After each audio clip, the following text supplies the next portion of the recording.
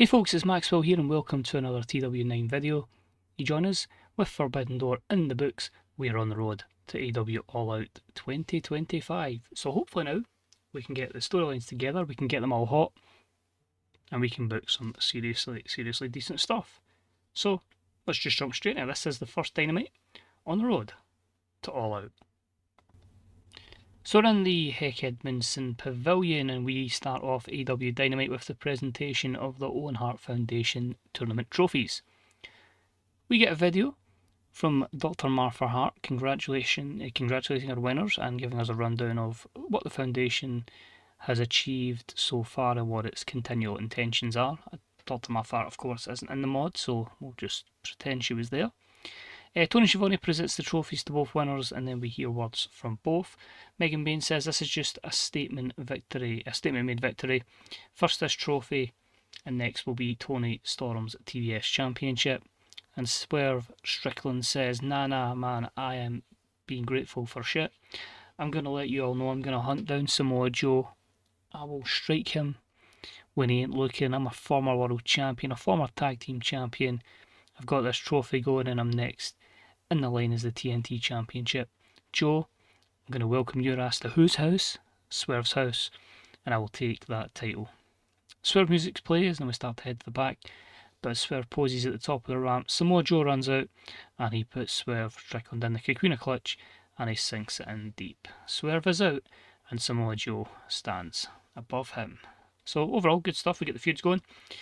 We get ready for the battle for the TNT Championship and the battle for the TBS. The promos were 71, so it's not too bad there. And Joe attacking Swerve was a 77. So overall, the segment was a 73. Yeah, pretty good stuff there. Overall, happy. And yeah, should be two killer matches at the pay-per-view. So we continue, obviously, get rid of the rest of our loan contracts. So we had a decent match up here with non-existent crowd heat as the Bastard Pack defeats Blue Panther Jr. in 12:29 with a Black Arrow. Generally gives Pack some good momentum. That's kind of what we're looking for here. He's a 78 performance in an overall matchup that was a 68, so not bad. We then have a little pep talk backstage. Of course, Pack is no longer in the Death Riders, so we are down to Moxley, Claudio, Yuta. Technically, you've still got Marina Shafir kicking about as well. Tonight, Claudio, Wheeler, we steer the ship back in the correct direction. This company needs the Death Riders and we cannot carry any passengers. So Yuta, the win on Sunday was good, but these losses to like Nick Wayne especially, it's just not cutting the mustard. We see you as a future world champion, a future leader of this company, but this right now is not acceptable. Sort your crap out as we carry no one. So 62 there promo for Mox talking to Claudio and Yuta.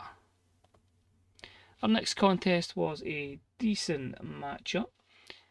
Ua defeats Sammy Guevara at 11:52 with the Ua combination. I made this the Steal the Show matchup. These two obviously clashed in that tag team match last week. Overall, a 70. I think it would have been just a wee bit higher, but of course the psychology penalty is going to hamper it. But yeah, more momentum for one of Paul Heyman's guys in Ua.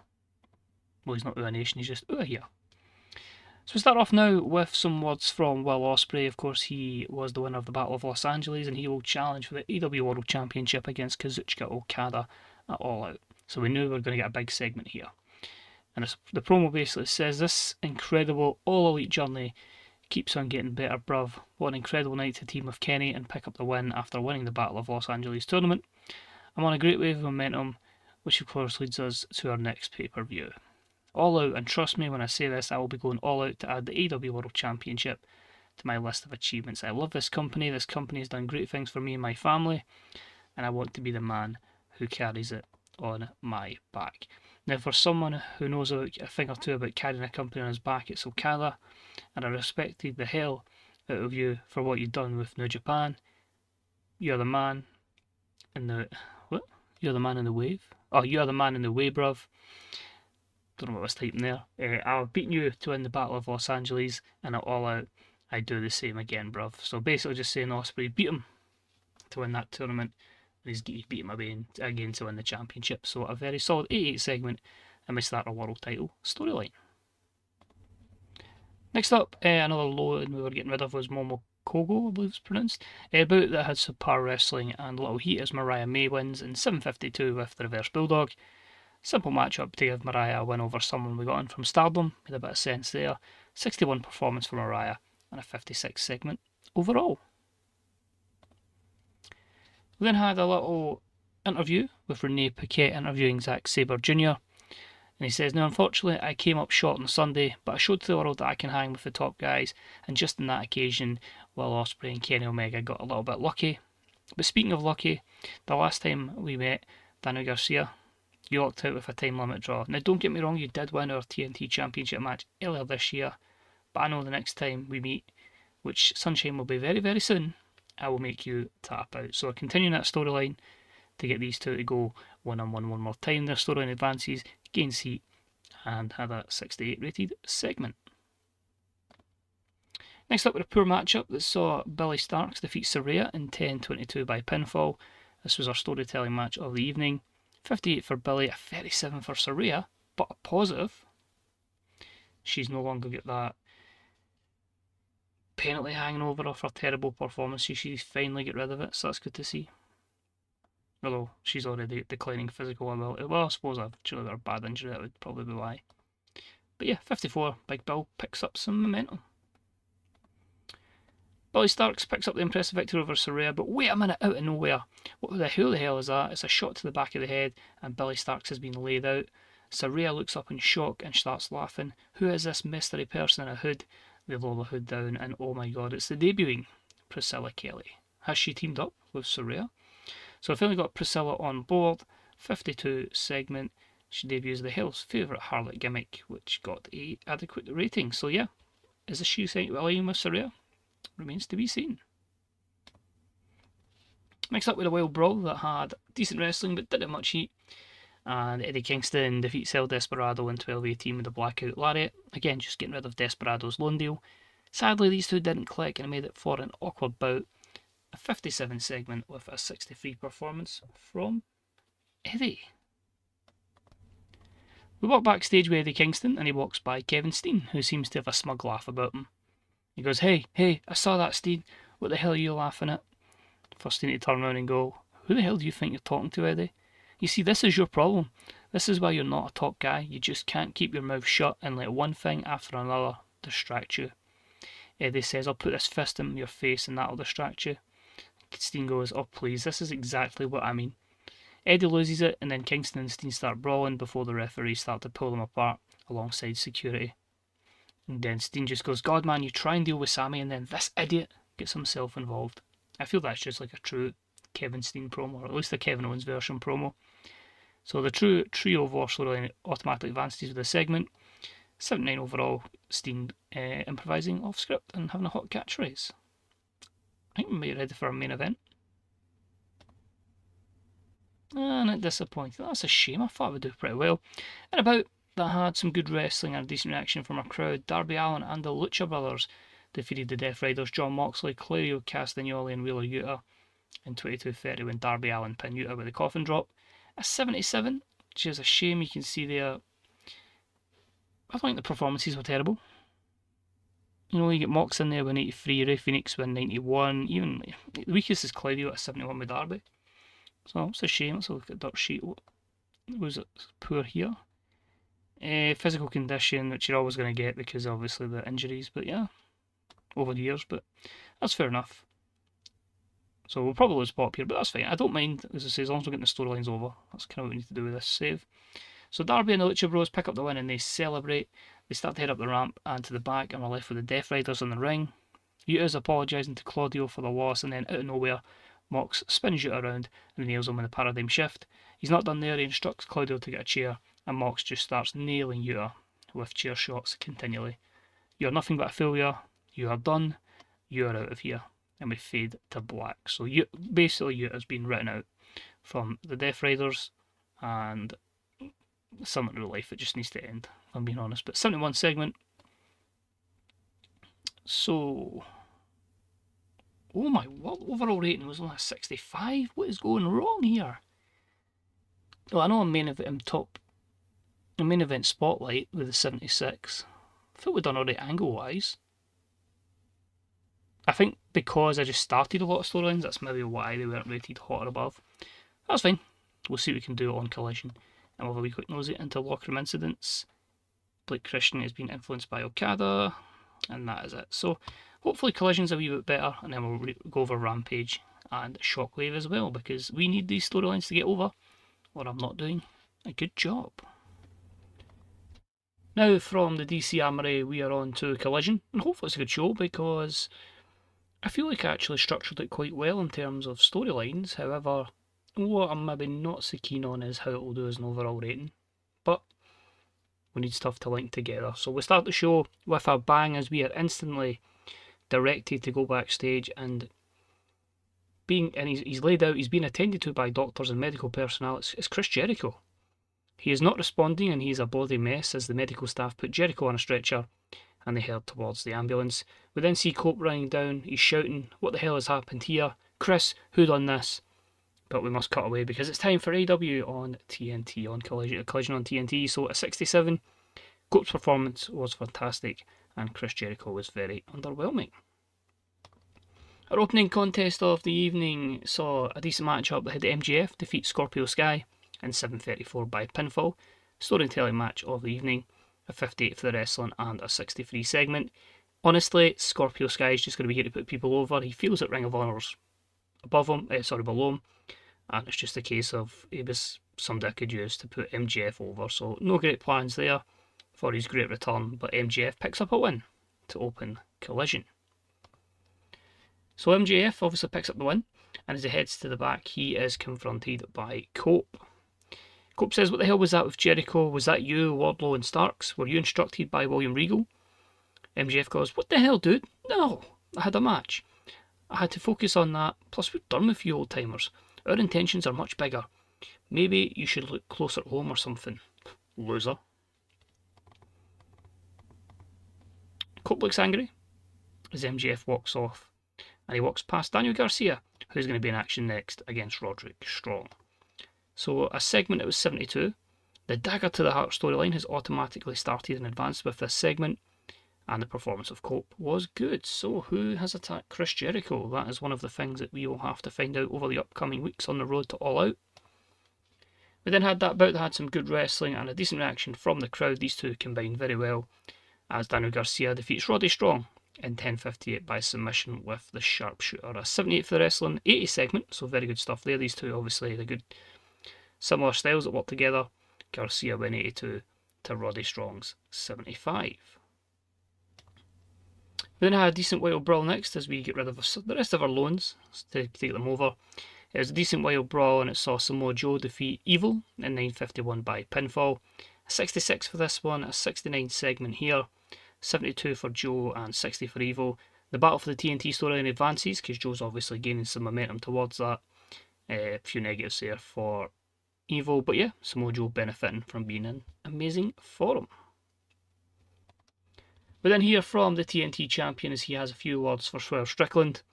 "Last Wednesday on Dynamite, I put a bitch-ass punk to sleep. Swerve Strickland likes to talk the talk, but me, I like to walk that walk, and I fear nobody in AEW. Hell, I fear no one in professional wrestling. So don't be calling yourself the most dangerous man in AEW because at All Out, Swerve, you're facing him. Tonight, Evil was a victim, and in a few weeks, Swerve, your name gets added to the list." So a 74 rated segment, the battle for TNT storyline advances and has gained some heat. Then I had a little backstage moment between Adam Cole and Roderick Strong. Kyle's on Dynamite, but basically Adam Cole says, "Tonight, Roddy, you were unlucky. Danny Garcia is a hell of a talent, and it just shows you have to be in your A game every single week here in AEW. We know how good you are, just sometimes that's life. But I've been thinking, I love you and Kyle, you've always been here for me, and we've endured some great times together. Now cast your mind back to May this year.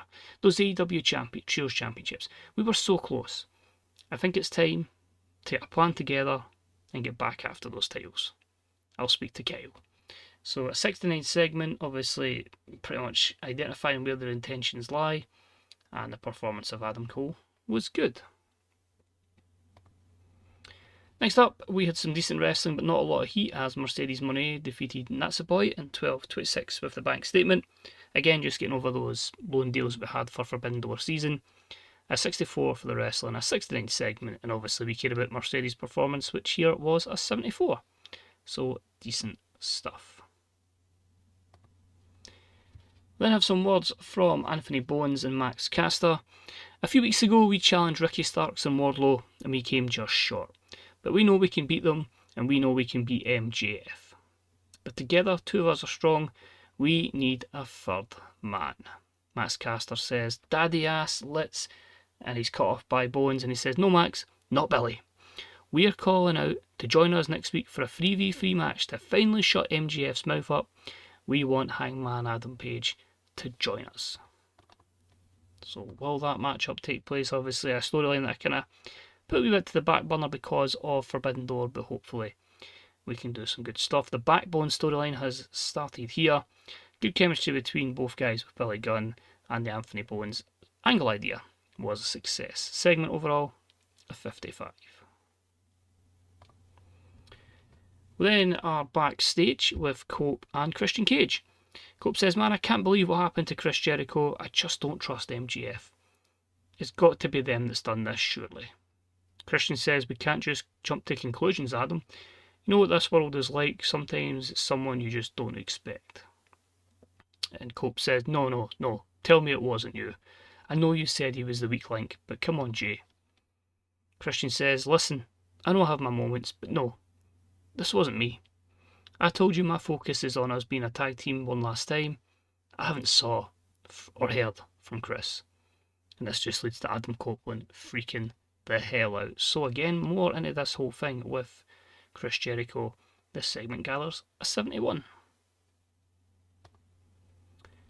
We then had another of our New Japan loanees, the end of Gabe Kidd's loan and the one-off appearance of Driller Maloney. And it was about that had some good wrestling and a decent reaction from the crowd. It was for the AEW World Tag Team Championships. And Aussie Open defeated Gabe Kidd and Driller Maloney in 14:28 when Fletcher pinned Maloney with the Coriolis.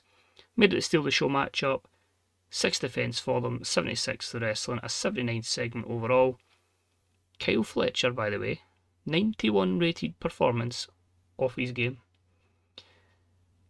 Oh, they're just doing such good work together. I don't want to ever split them, but fantastic stuff from Aussie Open, and good to have Gabe Kidd and Driller Maloney together for that matchup. Wow, I've just saw the rating for this. Wow. So we have a promo from Bryan Danielson. "So I've told many people, we know I'm getting closer to the tail end of my career and I want to go out against the best. Whilst I'm still of course close to my best. I want to go worldwide. There's lots of great talents here in AEW, but also Japan and Mexico, just to name a few. So how can I achieve all of these goals? It got me thinking, how about I go international? How about I win the AEW International Championship and then I can go to Japan, I can go to Mexico, fighting on behalf of AEW. But of course that brings me to the AEW International Champion, the man who won that title on his first night here in AEW and has only one loss so far. So I know there's a good chance you'll hurt me, but I'm not afraid to go to the limits. So right here is a challenge for All Out to you, Walter. I look forward to hearing from you." So the Worldwide Dragon storyline has started with this segment. The angle idea that we had was a success. Schiavone and McGuinness were pretty weak here, but we get a fantastic 96 rated segment. Bryan has nailed it, and I'm looking forward to seeing what kind of response I can get from Walter. We then hear from Don Callis alongside Konosuke Takeshita. "Tonight you all bear witness to the greatness that is the Alpha Konosuke Takeshita as he battles the ticking time bomb in Himuro Takahashi. Tonight Takeshita shows the world again why he belongs at the top table here in AEW, and I want to ensure the world that I am a world-class manager with world-class talents, and that world-class talents needs championships. So I think after tonight, once Takeshita shows you all his talents once again, we can go hunting for a championship." So 75 for that one. Main event time here on Collision. How will Takeshita do? I'm hoping this can get into the 80s because I've got big faith in it. And it's only a 75. That's a shame, but it's about had some good wrestling and a decent reaction from the crowd as Takeshita defeats Takahashi in 23-29 with a touchdown. 90 for Takeshita, he was outstanding. Takahashi was a 64. I know he's not going to be over massively in the States, but hoping his ring stuff where it could be combined well with Takeshita. But 77 for the wrestling, 57 for the crowd, 75. So we might lose pop here. Remains to be seen. We finish the show 80. And you know what? I'll take that. As I say, main event, Top Light Spotlight wasn't fantastic, but I felt we were a lot better with storylines. Even though there wasn't too many great promos, I think you're obviously carried there by Danielson and Waller. So no popularity changes because of the terms of the TV deal. This isn't shown on the AEW network, everything else is, but I'll wait till the TBS contract expires before we then move across and do that. We'll finish the show. Any locker room incidents before I go and book Shockwave? Buddy Matthews and Wheeler Yuta have bonded, and we'll see you for the roundup in just a sec. So from a storyline perspective, a fairly successful Collision. And now let's see what happened on Collision Shockwave and just generally what's been happening in the world of wrestling. So Finn Balor and Molly Holly have a bit of a bond together. What's this with Wolfgang and Tiffany Stratton? They are having a huge row. Tiffany's not really doing well with these rows at the moment. What else we got? Maxine Dupree has won the WWE Women's World Title. For the first time, she's defeated Zelina Vega at Bash in Berlin even, sorry. So we look at that card if we can. With the WWE run with. So they get an 86 overall. They had Drew McIntyre defeating CM Punk for the World Heavyweight Championship. Randy Orton defeating LA Knight. Cody Rhodes over Braun Strowman. Omos over John Cena. Rhea Ripley over Elektra Lopez. Jey Uso and Seth Rollins over Los Mysterios and A-Town Down Under. I'm assuming that Dominic and Ray would be back together. And obviously we know about that one. The Posse defeated Braun Breaker and Damon Priest. I have no idea who the Posse is. It is Prince Devitt and Jordan Devlin. Okay, or Finn Balor if you wish. Jade Cargill defeated Nia Jax by DQ. Julia defeated Roxanne Perez. Asuka defeating Alexa Bliss. And Darryl Howard and the Street Profits defeating Carmelo Hayes and Pretty Deadly. Who is Darryl Howard? I'm assuming he is a Performance Academy graduate in game, which is quite cool to see. And 41, so they've obviously had to push him right off the bat. To be fair, menace, charisma, and microphone is there. The skills, not so much. Let's see what else we've got here. If there's anything else that directly affects us. Not that I can see. We've got a few renewals with TNA. They've agreed an extension with Tom Hannafan, with Josh Matthews, with Ash by Elegance, and with Gia Miller. One thing, we have a few people whose contracts are expiring and likely will just be let go. I don't want to release people, I want to keep it realistic and we just let our contracts lapse. So that's why Miro's still in the books without nothing happening. But I'm pretty sure, I'm 99% sure I'm going to let Saraya go. Even though she's in a storyline, but we'll come round to that at one point. We will see Penelope Ford go. I think the Blade's gone. And the biggest one that I'm going to let go is going to be Britt Baker. I think we're just going to let her go and see what happens in the save. Talking of going, that's obviously then the Drella Maloney, Evil, Gabe Kidd as we mentioned. Catalina has an offer from AAA.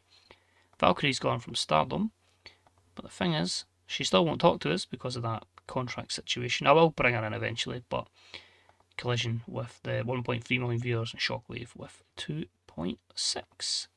So, what about those results then? If I got my show history, so let's quickly go to Rampage. So, opted for Nick Wayne to defeat Kevin Knight in a 62. We had some more issues between the Outcasts, Harley Cameron and Saraya, which was a 48. Before the team of Sarai and Thunder Rosa defeated them in a 41. We had some words from Chris Statlander, which was a 69. Hikaru Shida defeated Thekla, which was a 71. We had some words from Paul Heyman ahead of the main event, which was an 83. And Ricochet defeated Blake Christian, only a 66. They clashed, sadly, and Ricochet was really off his game, which was annoying. As for Shockwave, I went with Rush defeating Kip Sabian in a 70, with a Rush creative finish, which was a success. Mariah May defeated Ryo Mizunami, which was a 67. These two had good chemistry together, which was good to see. And Mariah had a few words after, which was a 74. Billy Starks with a good win over Suna Deeb was a 62. We then had an angle between Bayley, Nixon Newell and Sky Blue from the Monet Corporation, just hopefully getting over the overness of Nixon and Sky, but at the same time, I feel if you're working with Bailey, that can help them with character skills, charisma, etc. Hejisero with a win over Michael Oku was a 67. MVP and Lashley's angle was a 60. We're pretty much just waiting for Shelton to come back from injury. With AJ Styles and Nick Wayne defeat Satnam Singh and Zack Knight, which was a 65. I'll probably let Satnam go, I just don't feel those are the attributes there that really matches what we want to do. Zack Knight's is gone as soon as his sister's gone. We had some mods from the House of Black, which was a 67, and the House defended the AEW Trios Championships with a win over Commander and Top Flight. No mentions from them just yet of the Undisputed Kingdom, but that's something that will pick up steam over the next few weeks. So overall, in terms of the episode, I don't feel Dynamite was particularly great. I feel I was a bit over the place with that, but really happy with Collision, and I feel like I've got a good base of where I want to go to for All Out. I think we struggled in the last couple of shows because everyone was quite close together. Obviously, you're trying to bring in Forbidden Door, but you don't need too much storyline stuff. But you have a good run now to All Out, obviously, a few weeks to that, then a few weeks to Dynamite, and then the Dynamite special, and then Wrestle Dream. So, overall, I think if I can get a few shows booked back to back, which is tricky, then hopefully I can let the momentum flow. But as always, thank you very much for watching. It's deeply appreciated. Any wee thumbs up are of course appreciated. And of course check out the Fancy Bookers subreddit, Grey Dog Software forums, twdb.com and bethebooker.net. Hopefully you'll join us in a few days' time for another week in AEW on TWIX. Bye bye.